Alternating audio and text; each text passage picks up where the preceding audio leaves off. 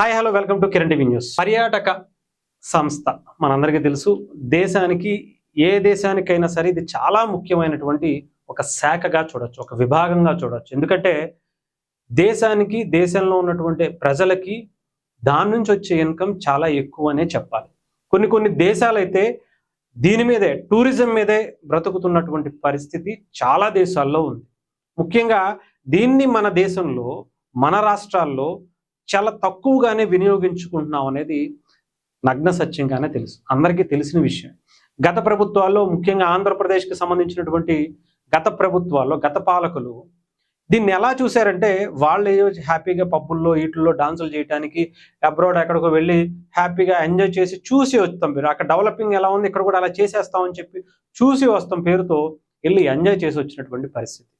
కానీ అన్నీ మారాయి, ప్రభుత్వాలు మారాయి, ప్రభుత్వాలకు సంబంధించినటువంటి మంత్రులు, ఎమ్మెల్యేలు అందరూ మారారు, పనితీరు కూడా మారుతుందిగా.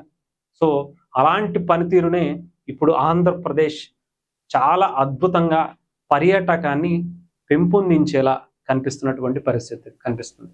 ముఖ్యంగా కందుల దుర్గేష్ గారు మనందరికీ తెలుసు, ఆంధ్రప్రదేశ్కి సంబంధించి జనసేన ఎమ్మెల్యేగా నిడదవోలు నుంచి ఆయన గెలిచి పవన్ కళ్యాణ్ గారు ఒక బాధ్యత, చాలా బలమైనటువంటి బాధ్యతను అప్పగించారు ఆయనకి.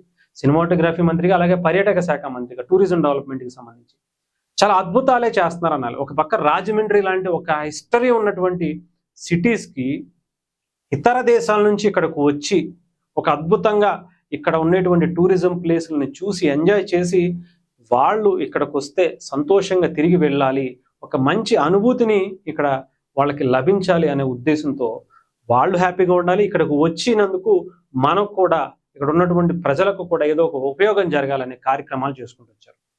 అలాంటియే చాలా గతంలోకి సంబంధించి ఇప్పుడుకి సంబంధించి ఒకసారి మీకు చూపిస్తాను. పర్యాటకానికి వైభవం 15 నెలలు 10,644 కోట్ల ఒప్పందాలు జరిగాయట. మీరు ఆలోచించవచ్చు, 15 నెలలే కేవలం. అంటే ఈ గవర్నమెంటు అధికారంలోకి వచ్చిన తర్వాత మంత్రిగా ఆ శాఖకు సంబంధించి కందుల దుర్గేష్ గారు సైన్ చేసి దాన్ని ఛార్జ్ తీసుకున్న తర్వాత 15 నెలల్లో 10,644 కోట్ల రూపాయల ఒప్పందాలు జరిగాయంటే ఎంత అద్భుతంగా పనితీరు చేస్తున్నారో ఆలోచించవచ్చు. గతంలో కూడా ఒక సర్వే రిపోర్ట్ ఏదో వచ్చింది. చంద్రబాబు నాయుడు గారు ఎప్పుడు కూడా మంత్రులకు సంబంధించి పనితీరు చేస్తూ ఉంటారు. దాంట్లో కందుల దుర్గేష్ గారు టాప్ 2లోనో టాప్ 3లోనో ఉన్నారు, టాప్ 1లో అనుకుంటా చెప్పాలంటే. అంటే ఫైల్ క్లియరెన్స్కి సంబంధించి అంత వేగంగా చేసేటువంటి కార్యక్రమం. అలాంటి దాంట్లో అలాంటి వ్యక్తి పర్యాటక రంగంలో ఉంటే ఇంకెలా ఉంటుంది? అరకుకు సంబంధించినటువంటి అనేక ఏరియాస్లో హోమ్ స్టేకి సంబంధించి కొత్త అవకాశాలని అక్కడ ఉన్నటువంటి గిరిజనులకు ఇచ్చి దాని నుంచి ఆదాయం సంపాదించుకుంటూ అక్కడ ఉన్నటువంటి వనరులని ఎటువంటి ఇబ్బంది కలగకుండా వచ్చేటువంటి టూరిస్టులు కావచ్చు, అనేక మందిని అందరినీ ఆకర్షించే విధంగా అనేక ఏర్పాట్లు చేయడంలో ఆయన ముందున్నారనే చెప్పాలి.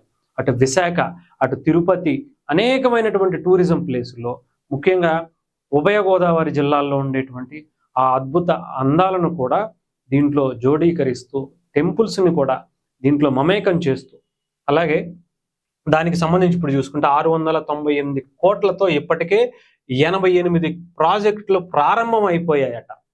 ఆలోచించారా ఎంత ఫాస్ట్గా చేస్తున్నారో?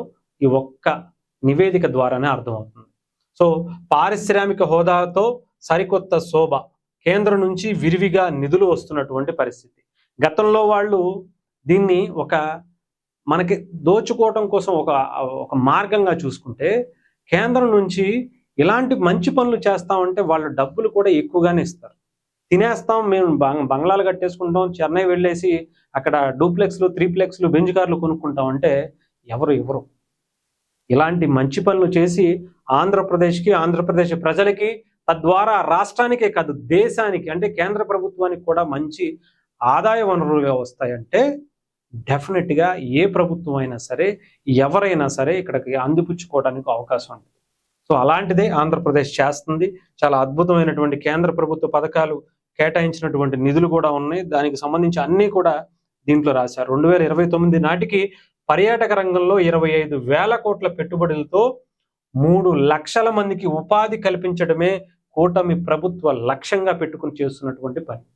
సో కందుల దుర్గేష్ గారు ఎంత వేగంగా పని చేస్తున్నారో మనం మాటల్లో కాదు, చేతల్లో చూపించేటువంటి మంత్రులు, నాయకులు చాలా తక్కువ మంది ఉంటారు. అలాంటి నాయకులు ఈసారి కూటమి ప్రభుత్వంలో జనసేన పార్టీకి సంబంధించినటువంటి ఎమ్మెల్యేగా, మంత్రిగా కందుల దుర్గేష్ గారి రూపంలో మనకు కనిపిస్తారేమో అని